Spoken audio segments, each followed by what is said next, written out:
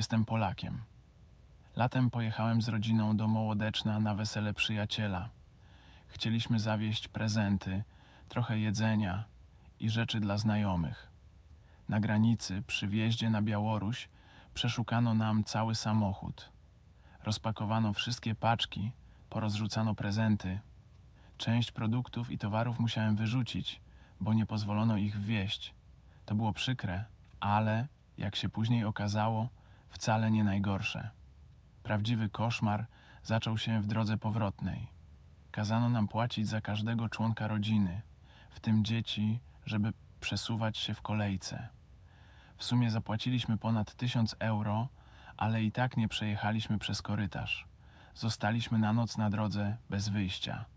Naszemu dziecku rozbolał brzuch, pojawiła się gorączka. Potrzebna była pomoc medyczna, ale w pobliżu jej nie było. Musieliśmy wracać z powrotem do miasta, żeby trafić do szpitala, a nasza kolejka na granicy przepadła.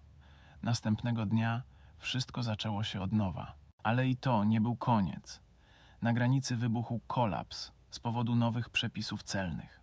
Usłyszeliśmy, że wcześniej niż za 24 godziny nikt nie przejedzie. Zapłaciliśmy znowu, żeby utrzymać nasze miejsce.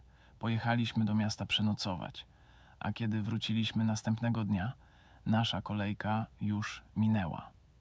Wszystko zaczynało się od początku. Dzieci po tej podróży powiedziały jedno: nigdy więcej nie pojedziemy na Białoruś. Nigdy więcej nie wsiądziemy do samochodu w tym kierunku. To nie jest normalne. To nie jest przyjazd do sąsiedniego kraju, tylko koszmar.